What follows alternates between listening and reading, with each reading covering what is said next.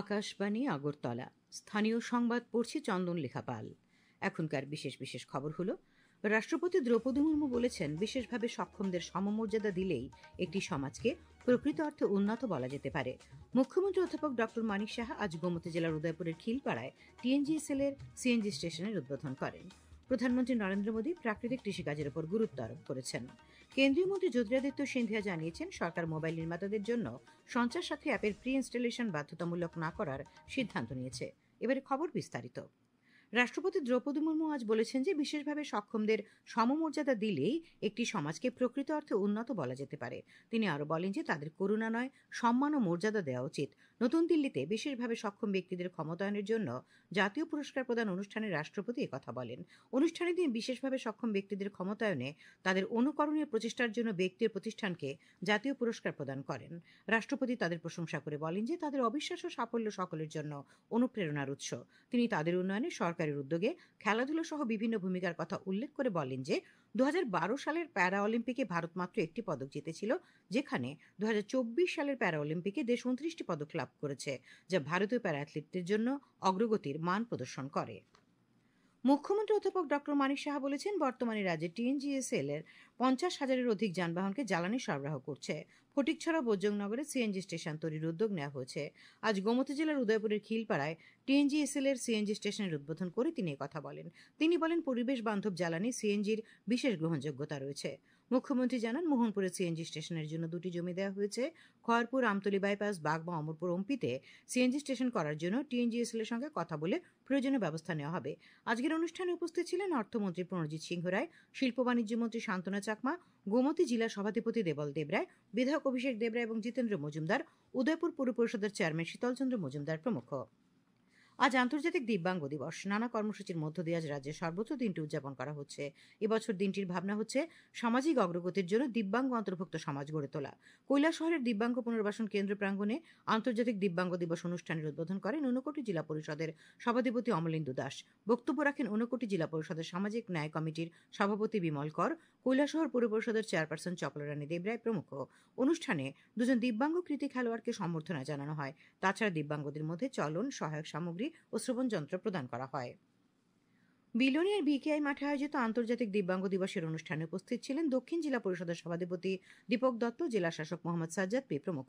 অনুষ্ঠানে দিব্যাঙ্গদের wheel chair, শ্রবণ যন্ত্র এবং মাধ্যমিক ও দ্বাদশ পরীক্ষা উত্তীর্ণ দক্ষিণ জেলার 10 জন দিব্যাঙ্গ ছাত্রছাত্রীকে আর্থিকভাবে পুরস্কৃত করা হয়। সেখানে খেলো ত্রিপুরা প্যারাগেমসের দক্ষিণ জেলা ভিত্তিক প্রতিযোগিতারও আয়োজন করা হয়। খোয়াই জেলা প্রশাসনের উদ্যোগে আজ কেন্দ্রীয় সরকারের সামাজিক ন্যায় বিচার ও ক্ষমতায়ন মন্ত্রকের ব্যবস্থাপনায় খোয়াই জেলায় 1000 দিব্যাঙ্গ ও প্রবীণ নাগরিকদের মধ্যে 90 লক্ষ টাকা সহায়ক যন্ত্রপাতি বিনামূল্যে বিতরণ করা হয়।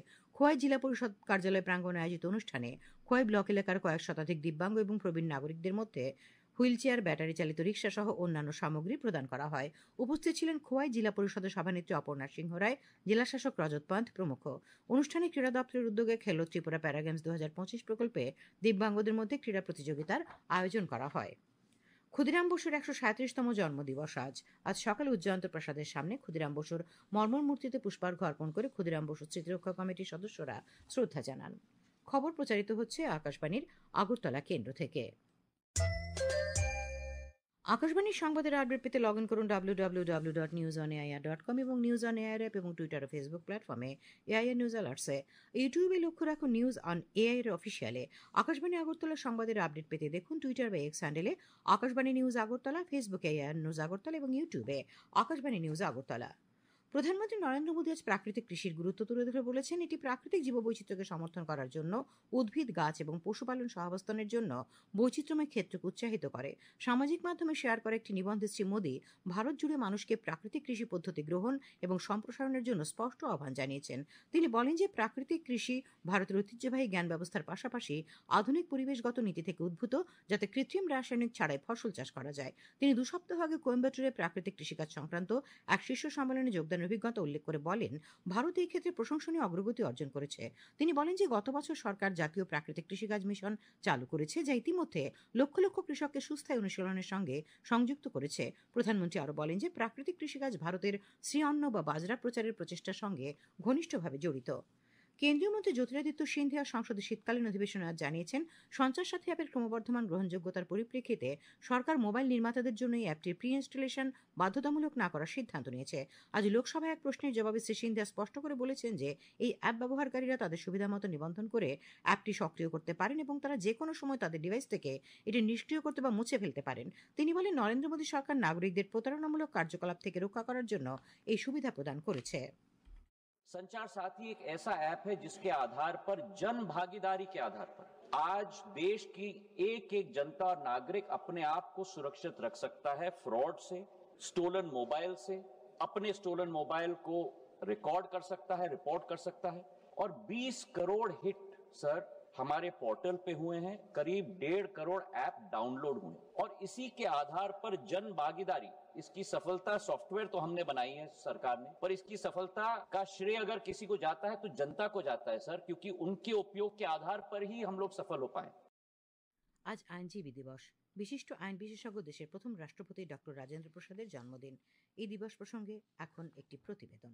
দেশের সাধারণ মানুষকে বিভিন্ন মৌলিক অধিকার ভোগ করার ক্ষেত্রে সাহায্যের হাত বাড়ানোয় বলিষ্ঠ পেশাদার ভূমিকা পালন করেন আইনজীবীরা। আইন সংক্রান্ত বিভিন্ন চ্যালেঞ্জ মোকাবিলায় মানুষের অন্যতম ভরসা হিসেবে সদা প্রস্তুত এই পেশার সঙ্গে যুক্ত মানুষেরা।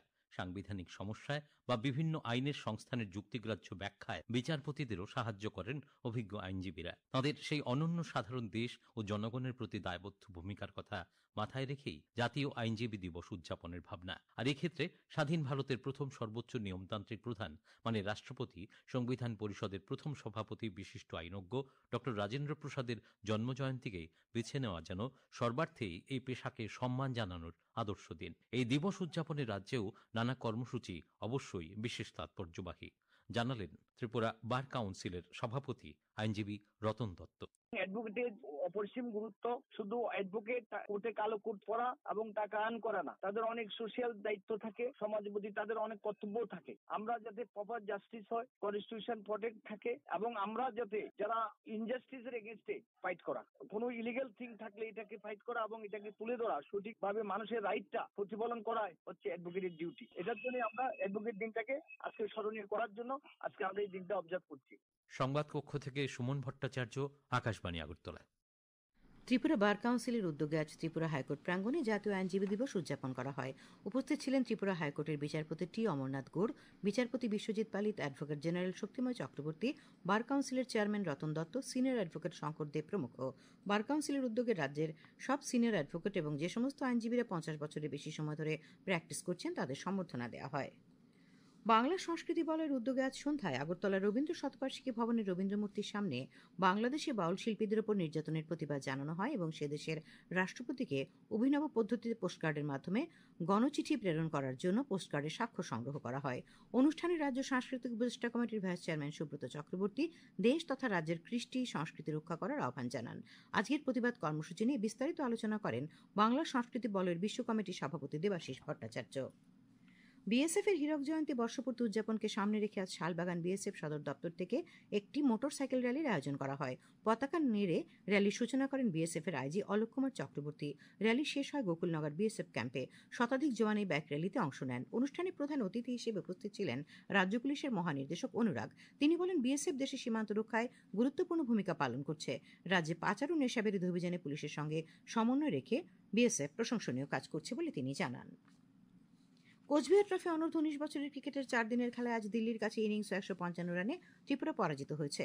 পালামের এয়ারফোর্স মাঠে 4 উইকেটে 66 রান থেকে তৃতীয় দিনে খেলতে নেমে রাজু দলের দ্বিতীয় ইনিংস 125 রানে শেষ হয়ে যায়। তার আগে স্বাগতিক দিল্লির প্রথম ইনিংসের 386 রানের জবাবে রাজু দল প্রথম ইনিংসে 105 রান করেছিল।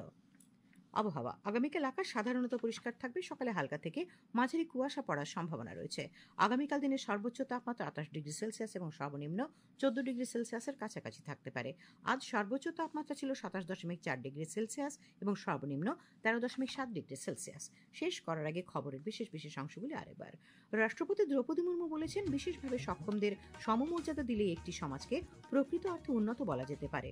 মুখ্যমন্ত্রী অধ্যাপক ডক্টর মানিক সাহা আজ গোমতী জেলার উদয়পুরের খিলপাড়ায় টিএনজিএসএল এর সিএনজি স্টেশনের উদ্বোধন করেন। প্রধানমন্ত্রী নরেন্দ্র মোদী প্রাকৃতিক কৃষিকাজের উপর গুরুত্ব আরোপ করেছেন। কেন্দ্রীয় মন্ত্রী জ্যোতিরাদিত্য সিন্ধিয়া জানিয়েছেন, সরকার মোবাইল নির্মাতাদের জন্য সঞ্চার সাথী অ্যাপের প্রি ইনস্টলেশন বাধ্যতামূলক না করার সিদ্ধান্ত নিয়েছে। স্থানীয় সংবাদ আজকের মতো এখানেই শেষ হলো। পরবর্তী বাংলা স্থানীয় সংবাদ শোনা যাবে আগামীকাল সকাল 7:35 মিনিটে।